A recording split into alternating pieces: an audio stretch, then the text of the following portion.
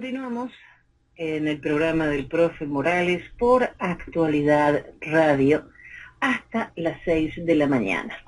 Seguimos en casita, nos seguimos cuidando, pero a pesar de que no estamos ahora en la radio, sí estamos con ustedes hasta las 6 de la mañana. Y en esta hora, como hace ya mucho tiempo, nos comunicamos con Noel Alejandro Leal en Venezuela. Muy buenas noches, Noel. Buenas noches, Jenny, buenas noches, profe, y buenas noches a todos los que nos escuchan hoy. Gracias por esta nueva oportunidad. Noel, contanos cómo están hoy en Venezuela. Bueno, tú sabes que Venezuela vive esta tormenta revolucionaria. Dentro de esta tormenta revolucionaria, las etapas han sido muchas, pues. Y hoy cada una de esas etapas se está conformando, ¿no? Pareciera que lo que viene es la tormenta perfecta en el gran desastre próximo, ¿no? Ese desastre tiene entre uno de sus componentes adicionales el asunto de la gasolina, la eventual puesta de nuevo a la venta de la gasolina con unos precios que a juro alterarán el resto de los procesos que conllevan, pues el transporte, solamente el transporte, vamos a ver un duro golpe por el consumo de la gasolina. Entonces, es parte de una realidad que nunca fue manejada de una manera correcta en Venezuela y ahora se va a manejar de un solo trancazo, ¿no? Bueno, ya veremos cómo lo lleva el gobierno. El gobierno no es tan idiota como para llevarlo de una vez a precios internacionales ni nada de eso, y más por lo que viene ahora en la trama del gobierno. Hay un punto muy importante a entender que mientras todo esto está sucediendo, mientras todo este tipo de realidades está sucediendo, hay que entender hacia dónde va la revolución. La revolución va hacia elecciones, ¿ok? La revolución va directamente hacia elecciones. ¿Y cómo está haciéndolo? ¿Y por qué la urgencia de las elecciones? Son puntos importantes a tener en cuenta. De acuerdo al librito ridículo ese de la Constitución, nosotros deberíamos de tener elecciones de la Asamblea Nacional en diciembre. El gobierno necesita que esas elecciones, de hacerse, se hagan antes de noviembre, por razones obvias, porque tienen que ser antes de la reelección del presidente Donald Trump. Para hacerlo, el gobierno viene jugando de una manera muy especial, ¿no? Primero, todo este asunto del guiado, ganar una nueva reinstitucionalización de la tiranía, abrirse cada uno de estos campos, y junto con eso, al guiado, al ellos darse cuenta de que el guiado no pudo seguir vendiendo la mentira de la transición pactada, y que eso por supuesto no se iba a dar, y que por supuesto eso es una soberana estupidez, el gobierno fue por uno de sus conejos que tiene en ese sombrero de mago, y se inventó esta asamblea paralela, más allá de la constituyente, una asamblea paralela que nació en enero, y nombró a un diputado, Luis Parra, como presidente. El asunto es que el gobierno, en su avanzar, ya toma formalmente la decisión de quitarse del medio lo que le estorba de esa oposición, pues ya le es inútil, no le sirve, y decide avanzar a soportar a lo que ya tiene más cercano, lo que la gente sabe que simplemente no sirve, pero ostenta la legitimidad de ser diputados electos en la mentira del año 2015. Esa asamblea paralela, esa asamblea de Luis Parra, se va a ver muy reforzada con una serie de nuevos diputados que se le incorporarán, pues diputados que hasta ayer estaban en el combo de Guaidó, quieren entrar en otro combo porque ese combo va a ir a elecciones, pues. Entonces quieren de una vez participar, tomar su tajada en ese espacio.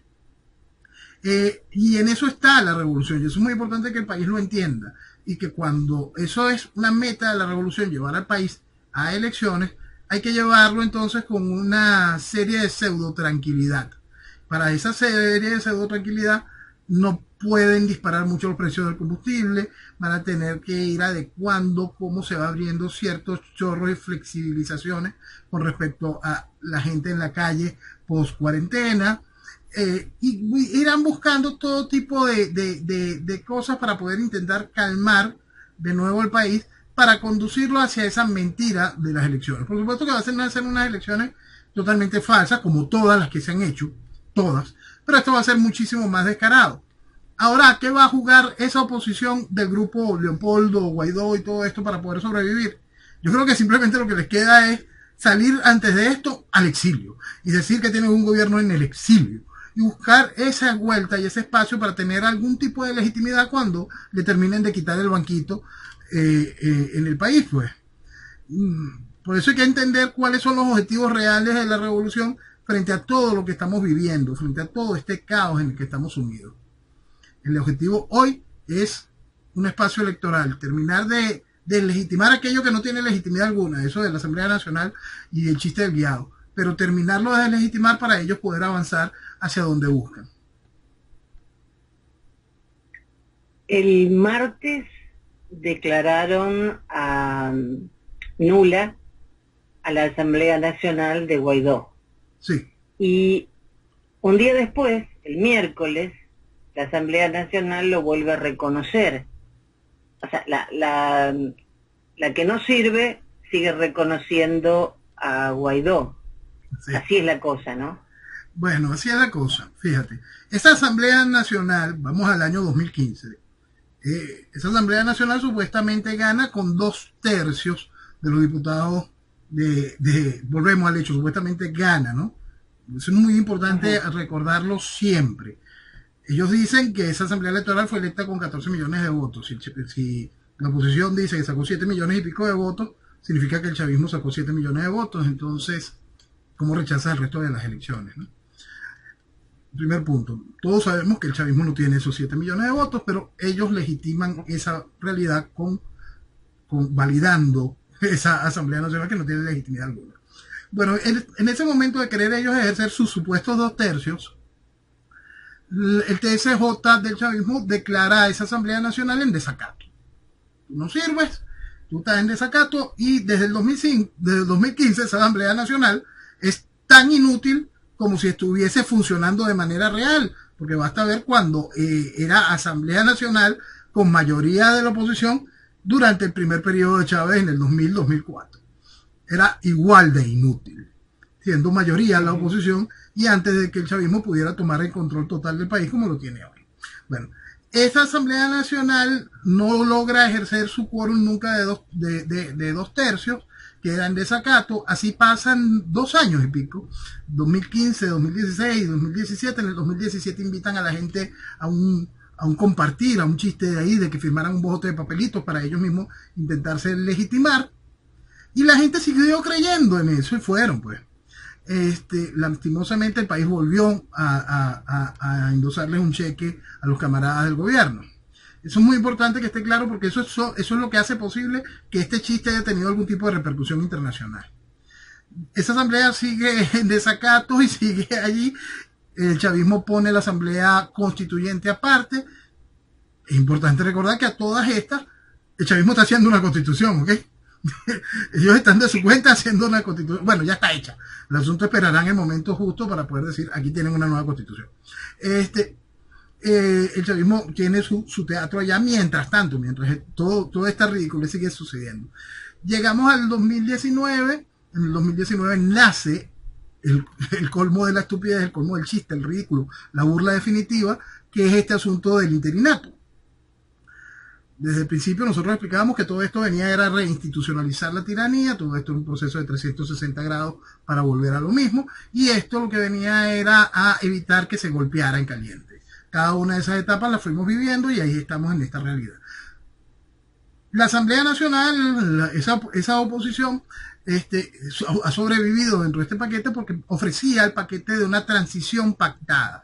Un hecho donde, por obra y gracia de hechos absurdos y criminales como los del 30 de abril del año pasado, ellos se iban a casar con el resto del chavismo, iban a quitar las figuritas de Maduro y Diosdado, y con el resto del chavismo iban a convivir y llevar el país a algún tipo de gran gobierno de emergencia nacional. Y por obra y gracia del espíritu de Leopoldo, me imagino, sucederían los milagros correspondientes de hacer un pase de la estructura chavista en el gobierno a una nueva democracia. Bueno, por supuesto que todo eso no es más que una gran estupidez que ha asumido el país en estos últimos 5 años. Esta Asamblea Nacional hoy es declarada, esta semana es declarada absolutamente nula por el TSJ del chavismo. Por supuesto, ellos van a seguir trabajando, van a seguir llenando titulares y la gente va a seguir creyendo que hacen algo y dirán órdenes del día y se reunirán, como ya te dije la semana pasada, en algún ascensor, porque ya ni los salones de fiesta les prestan. Entonces, seguirán haciendo el ridículo. Ahí tendrán que hacer esto. Pues no vamos al exilio, somos un gobierno en el exilio para poder sobrevivir por lo menos hasta noviembre y ver cómo se generará después el vacío y el hecho de ese grupito dedicarse a deslegitimar al otro grupito que se va a encargar de legitimar al gobierno en unas elecciones. Lo cierto de esto es que mientras se mire esto desde el punto de vista electoral, se mire esto desde el punto de vista jurídico legislativo dentro del marco de la Constitución, del librito ridículo por supuesto no vamos ni a la esquina. Y no importa quien diga lo contrario, no importa quien crea lo contrario, no importa quien quiera jugar al juego democrático. Porque la realidad es que el país se encuentra realmente en peligro. Y entonces, mientras estas partidas de imbéciles siguen jugando a la idea de democracia, el país se pierde. Noel, este señor Parra, ¿es el mismo que tuvo problemas con las cajitas CLAP? Debe estar involucrado en cualquiera de todo eso, en los diputados. Y ese era un diputado de Primero Justicia, el partido de Enrique Capriles Radosky, el partido del canciller Julio Borges. Claro. Entonces, porque eso es muy importante que la gente lo entienda, no es que el chavismo lo sacó, no, es un producto Primero Justicia. Uno de los partidos que son el principal soporte de el guiado. Mira, nosotros cuando empezó este asunto del guiado en enero del año pasado, yo explicaba que esa venta, esa transición pactada nos iba a dar porque el laboratorio donde se diseñó era estéril y nuestra realidad no es estéril, está realmente contaminada, y porque la materia prima de este asunto eran los diputados, y nuestros diputados son basura. Yo pongo siempre un ejemplo muy claro con respecto a eso, que hay gente que le encanta venir y sacar pulgas de un cojín infectado. Lo he puesto ya varias veces ese ejemplo, pero es muy importante repetirlo. Si usted quiere sacar pulgas de ese cojín, dése cuenta que lo que está sacando es pulgas y que lo que está ahí es un cojín podrido, infectado. Entiéndalo. Punto. Si no quiere terminar de encender, si usted quiere seguir sacando pulgas de allí, va a seguir viviendo en un mundo infectado. Eso sí, no hay ninguna duda. Luis Parra es uno de los tantos ejemplos. Ese perfil de Luis Parra lo puedes encontrar en sus 200 diputados. Unos involucrados con los CLAP, otros involucrados ahora con los guisos de monómetros o los de Citgo, otros involucrados en la desgracia de perder Citgo por el asunto de Cristaleya, el procurador, como lo hemos explicado 200 veces en esto. Entonces, toda esta maquinaria que mi país de irresponsables llevó a la legitimación en el año 2015 y después le volvieron a dar este papelito en blanco que estábamos hablando en el 2017 y todas estas cosas, estos aplausos en la calle durante el 2019, ha contribuido a que Venezuela se pierda de manera democrática y no de ahora, no es solo este chiste del 2015, y eso es muy importante que la gente lo entienda. No existe, nunca existió ni vía legislativa, ni jurídica, ni electoral. Pero la electoral quedó para más certificada y académica y científicamente demostrada en el año 2004, con la elección de referendo revocatorio. Por eso es que es muy importante insistir a la gente. Todo el que te llamó a participar es culpable de la destrucción de Venezuela. Lo hizo de manera consciente, y si no lo hizo de manera consciente, es un absoluto imbécil, que no tiene para nada que participar, ni para la salida de esto, no tiene absolutamente nada que aportar para la salida de esto, y mucho menos tiene nada que aportar en la dirección del mañana. Repito, esto no es que, ¿qué vamos a hacer? ¿Lo vamos a quemar? No. Tienen una capacidad burocrática, tienen una capacidad de desarrollo, muchos tienen capacidades especiales en cada una de las áreas donde se especializaron en su vida. Pero liderazgo y visión política son 20 años. Son 20 años. Me molesta mucho que venezolanos que dicen ser opositores estén publicando encuestas para ver quién sería el candidato opositor. ¿Cómo puede ser que alguien que se dice opositor hable de que se están calentando motores para la operación electoral 2020? Quiero salir del Es una chavismo, bofetada. quiero salir del chavismo, pero la oposición no me deja. Por eso es que siempre eso va mucho más allá de la elección política. Es la gente, la cantidad de gente que quiere, está empeñada en mentirse. Por eso es que voy a ese punto como constante. Si usted cree que de alguna manera se puede manejar el mañana de Venezuela ante una eventual extracción de la tiranía de manera democrática, usted es un imbécil. Punto. Si usted aplaude al que diga que de alguna manera, de manera democrática, se puede manejar esto, usted quiere mentirse. Punto. Son realidades básicas. No existe Estado de Derecho en Venezuela desde 1999. Lo que vivimos es un teatro constante durante todos estos años. Y ese teatro, de manera democrática, destruyó a Venezuela. Quien lo niegue no tiene ni idea de lo que está sucediendo en el país o simplemente es un cómplice. Exactamente, porque creo que a esta altura debe quedar muy poca gente que no tiene idea de lo que está pasando. Porque con ver titulares como que ahora la gasolina se va a hacer un bingo para ver qué número le toca a cada bomba, es una burla directamente. Es una burla en todos los sentidos. Pero, y es todo, Jenny, es todo. Es todo. Y lo peor es que no es nuevo. Eso es lo que más molesta, ¿no? Simplemente que ahora el descaro es mayor y cada una de estas cosas son mayores. Y todo lo organizó la revolución para hacer esto, ¿no? Para generar que el país uno perdiera la lógica, que el otro país estuviese lleno, infiltrado de una mentira, de gente que ya no puede pensar y que esté consumiendo feliz la mentira, y que un país esté totalmente desarticulado en el uso de poder organizar las acciones necesarias para deponer una tiranía. Entonces eso lo hizo muy muy bien la revolución de la mano de la oposición. Bueno, siempre hablamos de que estamos bajo un régimen socialista, gobierno socialista, oposición socialista, perfectamente lo han ejecutado en conjunto para llegar a lo que estamos hoy. Entonces, dentro de este inmenso proceso revolucionario neocomunista fundamentalista, dentro de esa parte inmensa, está el gran problema que tenemos nosotros en el país.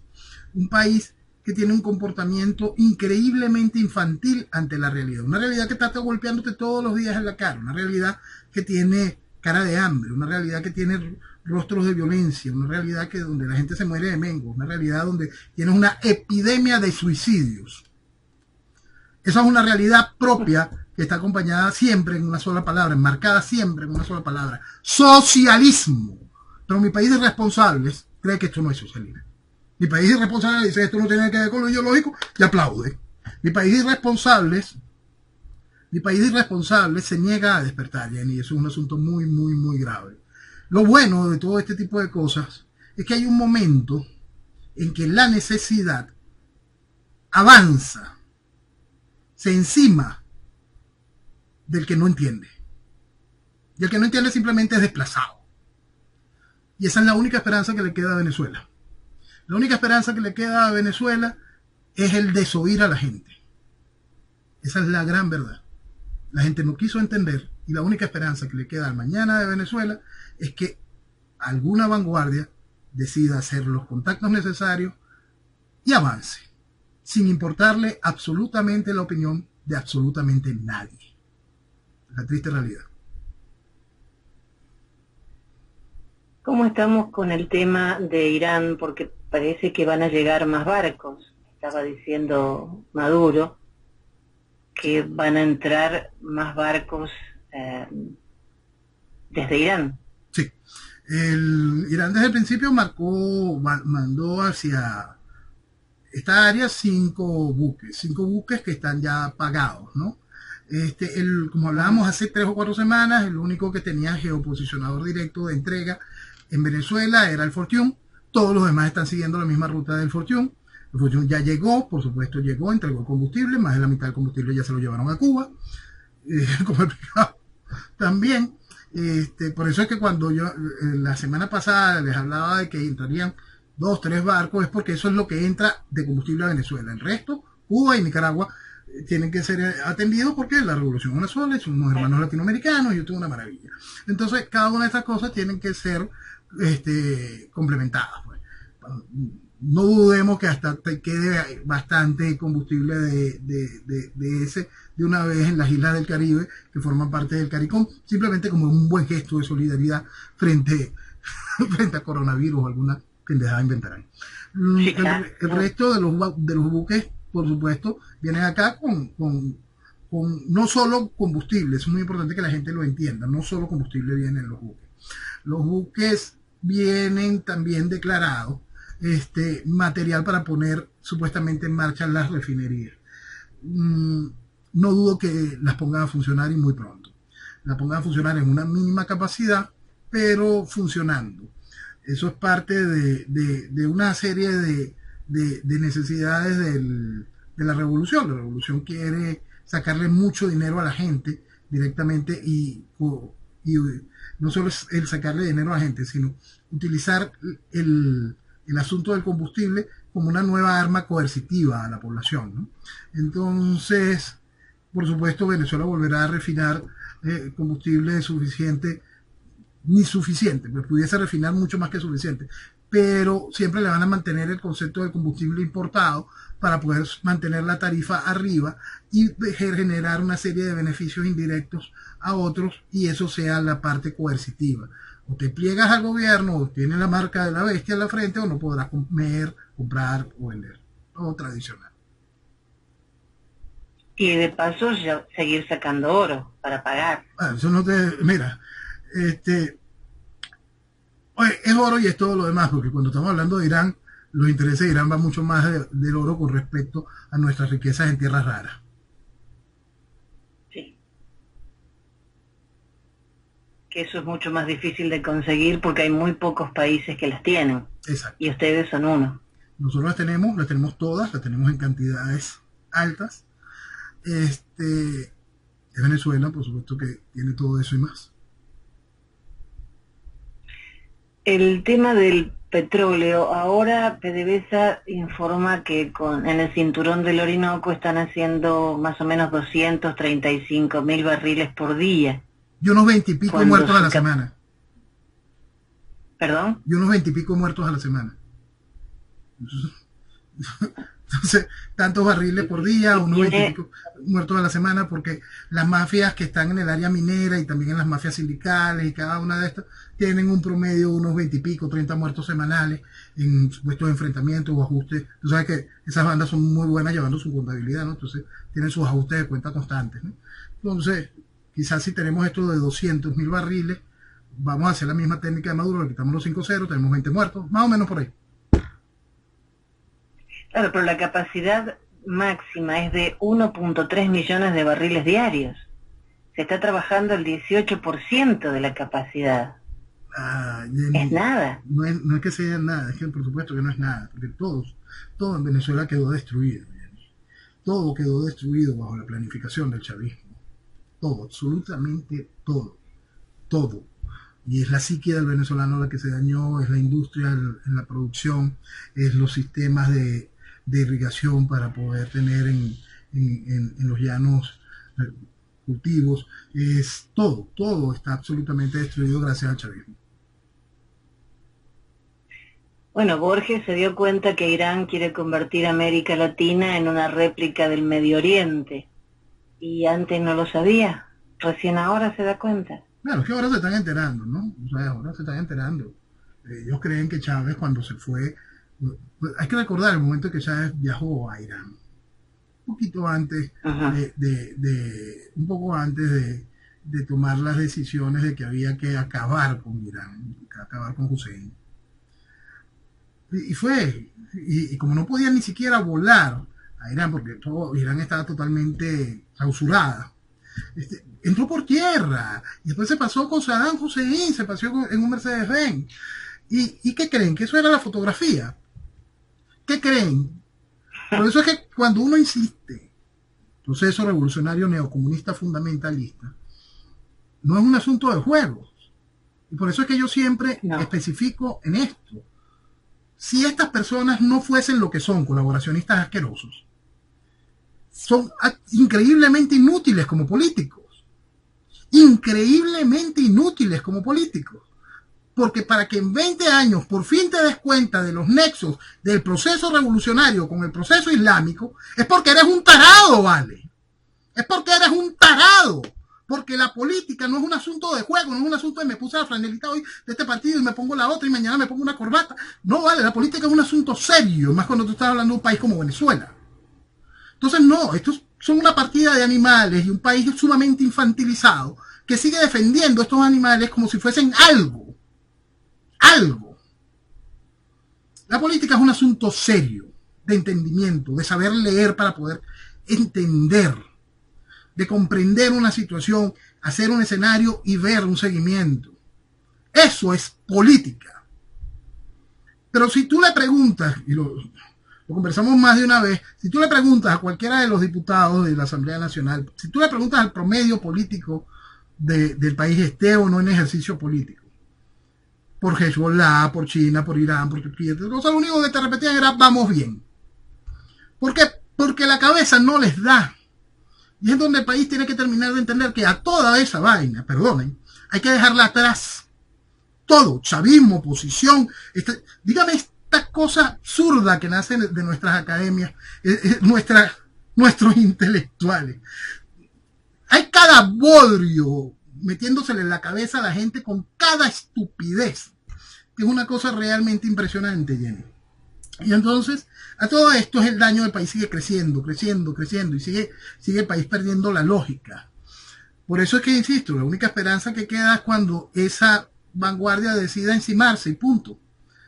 Olvidarse de preguntar, olvidarse de cuestionarse, olvidarse de saber si seremos tolerados, no seremos tolerados, cómo vamos a hacer. Simplemente pasa lo que pasa cuando viene la reacción.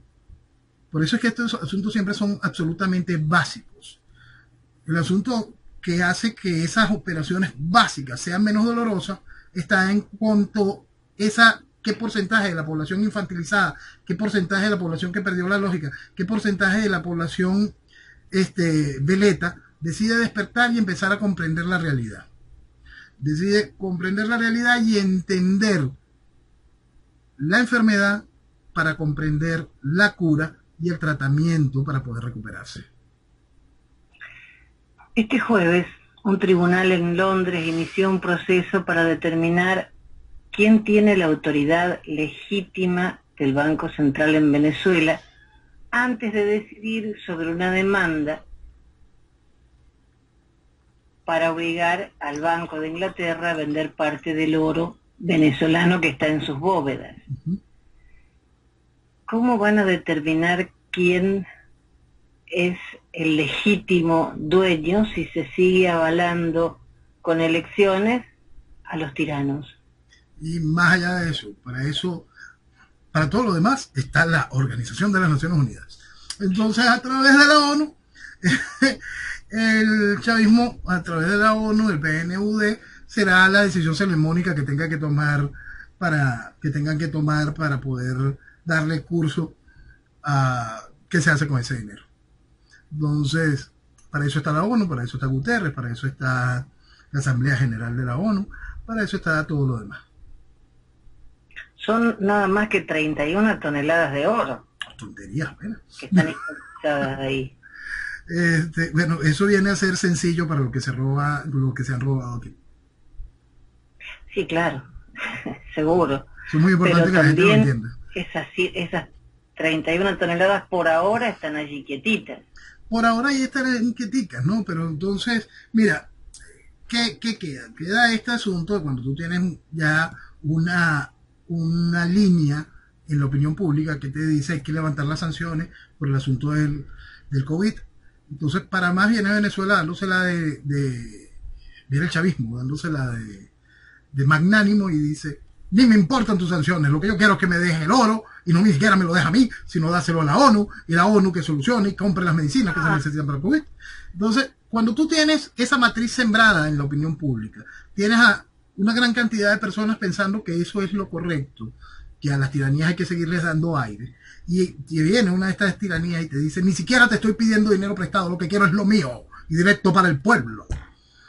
¿Qué es lo que consigues? El aplauso de una población global que le encanta creer pendejadas, y que una cantidad de medios le encanta decirle a la gente que eso es lo correcto. Por supuesto, tú vas a tener ese tipo de reacciones. Tiene que ver mucho con la misma situación con lo que está sucediendo hoy entre Trump y Twitter. Este, esta, esta, esta orden, este decreto esta decisión ejecutiva esta orden ejecutiva que emitió hoy el presidente Trump, viene a obligar a que se abran las puertas a la libertad. Pero ten la absoluta seguridad que el mundo progresista va a decir que es una orden tiránica y dictatorial. Ya lo dijeron. Claro, porque eso es natural, tú no tienes que sacar otro tipo de cuentas en ese sentido. Entonces, sabiendo que eso es lo que maneja la opinión pública, ese será el discurso y por allá debería de reventar la decisión salomónica de qué se va a hacer con el oro que está en el Banco de Londres. Yo con el caso Trump, desde que tengo memoria, jamás escuché que a un presidente se le dijeran tantas barbaridades juntas y dicen después que no hay libertad aquí. Mira, Jenny, esto es impresionante, ¿no? Esto es impresionante porque nosotros lo hablamos también y le pusimos todo el término, ¿no? Lo que pasa es que el occidental no termina de entenderlo. Hay una guerra multidimensional contra Occidente. Y, señores, es Trump solito.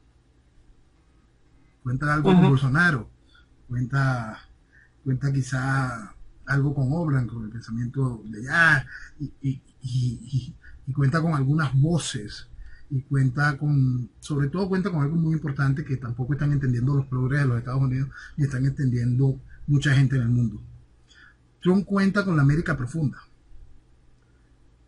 Si algún hombre ha logrado esa conexión histórica increíble, muy superior a Reagan, muy superior a muchos, ha sido Donald Trump. Es impresionante. Y entonces, al contar con esa América profunda, ahí es en donde tenemos escudo y espada en esta guerra que se le está haciendo a Occidente. Yo estoy abriendo demasiados frentes porque estoy abriendo un frente con Venezuela, uno con los kirchneristas en Argentina y otro con los anti-Trump. No por ser anti-Trump, sino por decir mentiras. Porque si alguien hace algo bueno, sea del partido que sea, yo no me voy a poner en contra. Pero cuando se está mintiendo descaradamente, hay un pastor americano que vive atacando a Trump de una manera muy soez. Entonces yo le pregunté si él realmente era pastor. Obviamente no me contestó, pero me contestaron otras personas diciendo que este pastor lo que está tratando es de crear algo que lleve a una guerra, que hay que sacarlo por las armas. ¿Dónde se vio eso en Estados Unidos? No, se está calentando una serie de cosas realmente delicadas. Y ese asunto tan delicado y es realmente preocupante. Y volvemos al asunto del asunto multidimensional. Estamos próximos a una nueva oleada del virus chino que no dudo que pegue con muchísima fuerza en los Estados Unidos y viene con una carga estrictamente electoral. Es que este virus, con el presidente que hubiese estado, bueno, no sé si habría virus. Eso también es para pensarlo. Pero bueno, lo que hizo Trump hasta el virus fue increíble. El desempleo hoy está por las nubes, pero es lógico, está todo cerrado. Pero no puedo decir que sea culpa de un presidente. Hoy tenemos que cuidarnos todos. Nosotros trabajamos desde casa. El trabajo llega, pero no en el momento como hacíamos antes. Lo importante es seguir estando, pero cuidándonos, porque si viene una segunda oleada va a ser muy, muy fuerte. Así es, entonces, y eso tiene... No sé si... y sí, Jenny, y como te digo, eso tiene una carga electoral, y eso es lo que se busca. ¿Qué es lo que está buscando esta guerra multidimensional contra Occidente? Hacer que ese escudo y esa espada se pierdan.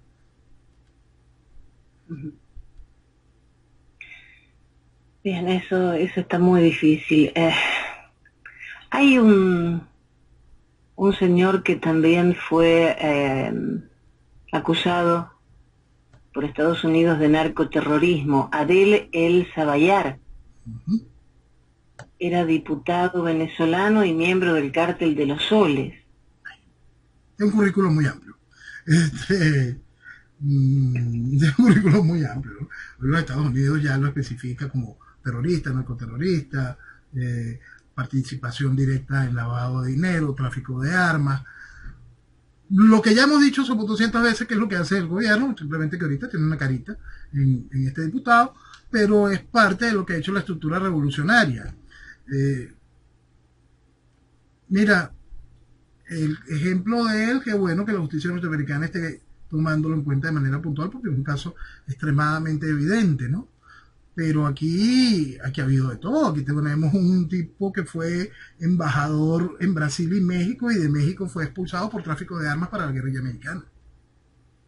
En nombre de Chávez. Embajador puesto por Chávez. Ah, por cierto, es ídolo de la oposición. Ah, está bien. ¿Qué pasó con el Pollo Carvajal? ¿Todavía sigue dando vueltas? Sí, debe estar en casa, tú sabes, cuarentena. Sí, descansando. Pero quien está hablando es un ex guardaespaldas de la señora Cilia Flores, Yacenki Lamas, detenido en Estados Unidos por tráfico de drogas, pero aceptó colaborar porque el régimen parece que lo traicionó. Lo cierto es ¿Podrá que, decir algo que no se sabe? mira, chismes, ¿no? Todo queda en categoría de chisme, y eso es lo que se deja correr para que suene, para que tenga algún tipo de atractivo y picante en la sociedad, porque la gente no quiere entender la noticia seria, porque lo serio le complica la vida, y si tiene un ingrediente de chisme, entonces eso sí se hace atractivo y puede ir generando algún tipo de titular. Este, lo cierto es que dentro de eso vienen las acusaciones formales a Cilia, como no podías quitarla, pues eso es como eso como si estuvieran sacando una pulga de ese otro cojín, ¿no? Por supuesto tenía que entrar en el mismo currículum que tiene todo el alto gobierno, en el mismo prontuario, y un prontuario que tampoco es nuevo en el caso de ella. En el caso de ella, igual que el de Nicolás Maduro, el de Freddy Bernal, el de Darío Vivas, en distintos miembros del alto gobierno, hay como un denominador previo al triunfo electoral de Chávez. Es una cosa histórica en Venezuela. Formaban parte de grupos de asaltantes de bancos blindados, pues, de transporte de dinero. Y ahí volvemos a un hecho histórico del inicio de la Revolución Soviética, cuando Lenin organiza el robo al blindado de Tiflis, no me acuerdo exactamente el nombre, y Stalin lo acomete y mata a la gente y roba el dinero para poder financiar cada uno de los espacios de la revolución. Bueno, estos hacían exactamente lo mismo en su tiempo.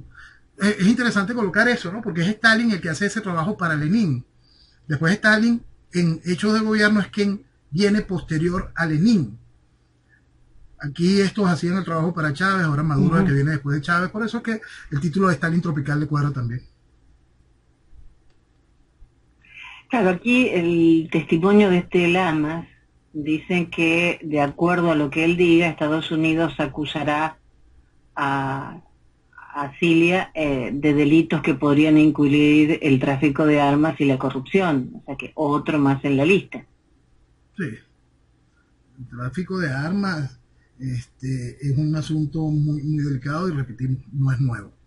Se utilizó primero para intentar generar los procesos, estimular los procesos de desestabilización de países de nuestro continente, y a través del concepto del neocomunismo fundamentalista vemos toda esta cosa amarrándose al asunto del terrorismo islámico, y en todo esto en lo que nos embarcó la revolución. Entonces, porque es muy triste encontrar el nombre de Venezuela hoy como sinónimo de sinónimo de destrucción, sinónimo de terrorismo, sinónimo de lo podrido, sinónimo de lo malo. Es muy triste y todo eso se logró gracias al chavismo, gracias a la revolución, gracias al socialismo y gracias a una sociedad que está empeñada en mentirse. Porque todo esto es vital que la gente se lo meta en la cabeza. Se logró democráticamente, con el voto de la gente, yendo a validar una tiranía. Validando eso a los camaradas que estaban ahí exclusivamente para eso. Entonces, sí, estamos hablando de terrorismo, estamos hablando de tráfico de armas, estamos hablando de narcotráfico, de lavado de dinero a cifras impresionantes, estamos hablando de un genocidio, que es el que ha sufrido Venezuela, estamos hablando de penetración política en 200 países, estamos hablando de exportar corrupción. Todo eso ha sido del proceso chavista en Venezuela de la mano de la oposición. Entonces, es parte eso, una nota más dentro de esta tonada. Hay, con la operación Gedeón fue, ¿no? La fallida operación donde el ex boina verde Jordan Goudreau quiso arrestar a Maduro. Ahora sale a colación que quien lo trasladó en un avión Cessna era Franklin Durán. Pero Franklin Durán es chavista. Sí, es un socio de Diosdado y todo lo demás. Entonces, tú sabes que el mismo Diosdado lo explicaba un mes antes de la operación Gedeón. Muchas de las reuniones de ellos las hemos tenido que financiar nosotros. Él mismo lo decía, y es una cosa que yo he explicado desde hace muchísimo tiempo. No existe ningún tipo de aparato de esto donde la infiltración no esté. ¿Por qué? Porque este gobierno trabaja bajo la estructura y el planteamiento de la Stasi. La Stasi infiltró absolutamente todo. Entró dentro de la vida de la gente. Y eso es lo que hace el proceso revolucionario. El proceso revolucionario muchas veces se equivocan, hacen cosas horribles. Fíjate, yo participé en lo que fue el hecho de Plaza Altamira en el año 2002, en esa rebelión cívico-militar del año 2002. Colaboraba con ellos de alguna manera con la logística y era amigo de varios de los oficiales. Y siempre estaba el problema de los infiltrados. Infiltrados aquí, infiltrados para acá, infiltrados para allá. Y uno se reía muchísimo cuando uno sabía, este es el infiltrado de la DICIP y aquel es el infiltrado del DIN, de la División de Inteligencia Nacional. Pero él no sabe y el otro no. Y entonces hacía que cada uno sapeara al otro. Y después se encontraban presos los dos. Y después, no, mira, vale, yo trabajo por el gobierno. Ah, yo también, oye. Bueno, entonces eso es muy normal. Sucedía muchísimo en aquel tiempo. Chávez quiso poner un comando nacional de inteligencia, puso precisamente a Pollo Carvajal para diseñarlo, para intentar unificar todos esos trabajos de infiltración y que no hubiesen ese tipo de detalles. Los estuvieron más o menos bien durante un tiempo, pero a veces se les escaparon. Era increíble, se espiaban entre ellos de última. Sí, sí. Entonces, una organización increíble. Es que va más allá de la organización. Cada uno quiere su tajada y su mérito, y entonces creen que están haciendo lo correcto, y unos ponen a correr una cosa y otros ponen a perseguirse otra. Y al final, como el asunto es mantener al país sumido en esperanzas vacuas, sumido en mentiras, y tener el gobierno enemigos, entonces eso lo genera muy bien la revolución. Caos, terror, desinformación, rumores, acciones que no tienen ningún sentido, pero sí dejan víctimas, sí dejan presos, sí dejan torturados y titulares. La BBC sacó un informe muy interesante sobre el coronavirus en Venezuela y obviamente dicen que los reportes de muertos no son reales. Están hablando de 30.000 muertos en Venezuela. Sí. Me preocupó mucho, mira, todos sabemos que el régimen miente, ¿no? Pero me preocupó, de verdad, me preocupó mucho ver el nombre del Instituto John Hopkins mezclado con la organización Human Rights Watch.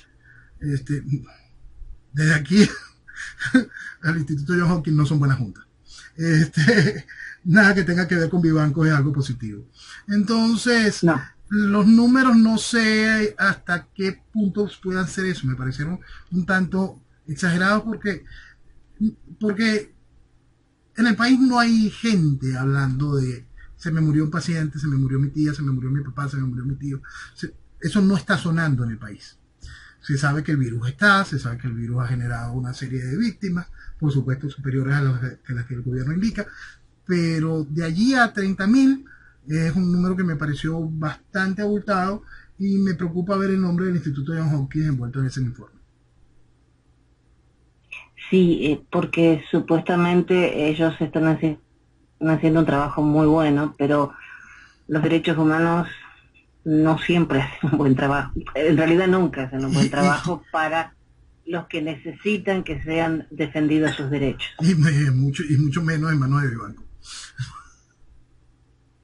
Por supuesto. Hay un médico venezolano que cuando cuenta el calvario, él tuvo coronavirus y cuando los hospitales en Venezuela realmente aterroriza. No hay medicamentos, no hay agua, no hay nada. Ni siquiera dejaban que los familiares les llevaran comida a los enfermos. No, Jenny, ¿por qué? Porque lo que nosotros tenemos es un país destruido. Vale.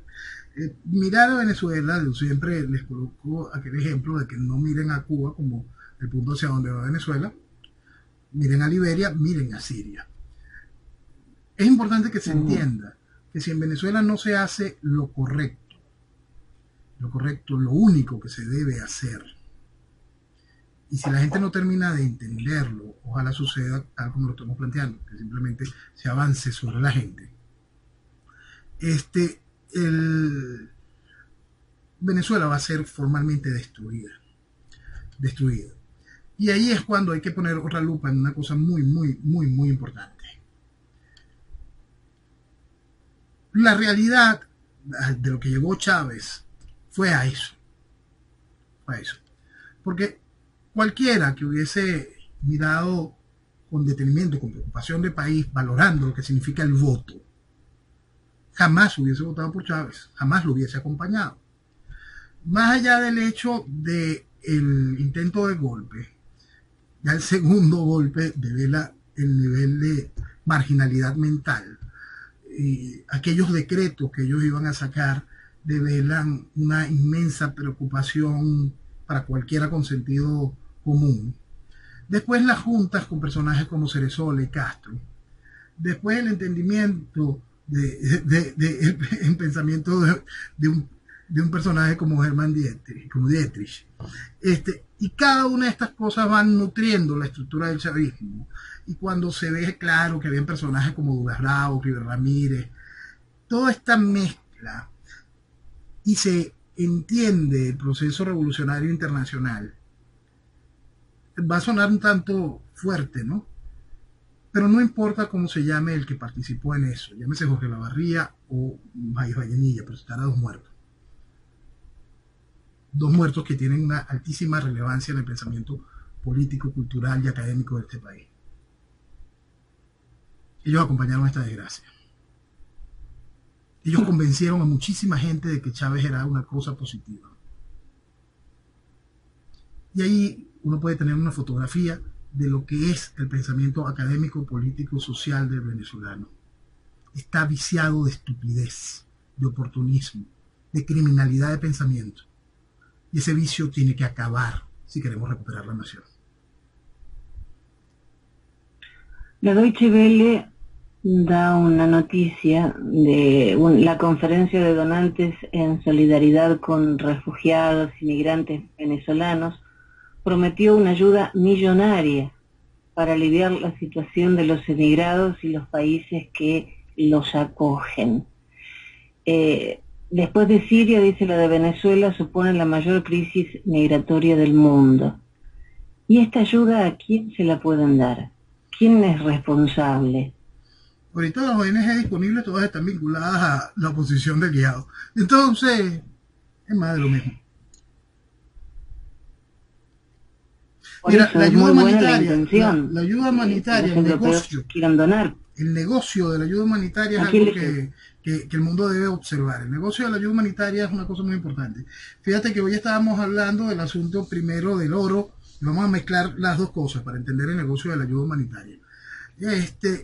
El oro a través de la ONU, a través del PNUD, el Programa de las Naciones Unidas para el Desarrollo, y este tipo de reunión de fondos para Venezuela, para poderla atender, tiene que ser a través del negocio de la ayuda humanitaria y cada una de esas cosas. El presidente del Banco Central de Venezuela, que supuestamente es quien gerencia ese oro, dice, vamos a hacer esto a través de la ONU, que de esta comisión de la ONU, porque ellos jamás estarían mezclados con algún tipo de negocio turbio. Entonces, nada más hay que tener el ejemplo del hijo de Kofi Annan, fue el que hizo el más grande estafa del cambio de petróleo por alimentos en Irán y Irak. Por favor. Del secretario general de las Naciones Unidas. Sí. Por favor, vale. Entonces, ¿qué estamos viendo allí? Por supuesto que todos los refugiados venezolanos necesitan ayuda, por supuesto que todo eso es real. La mejor ayuda es simplemente extraer la revolución de Venezuela. Entender que el país está en ruinas.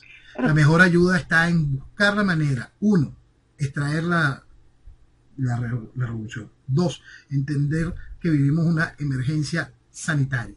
Dos, tenemos una emergencia increíble en lo referente a la alimentación. Tres, la emergencia en infraestructura en Venezuela es enorme. Entonces, si se entiende eso y se empieza a ver el otro lado del negocio, que es reconstruir una nación, es impresionante las oportunidades. Entonces, ¿qué tal si empezamos a hablar en ese idioma? En no ir tirando dinero en un pozo sin fondo, sino invertir dinero en la construcción de una máquina de producir dinero que es Venezuela cuando quiere funcionar.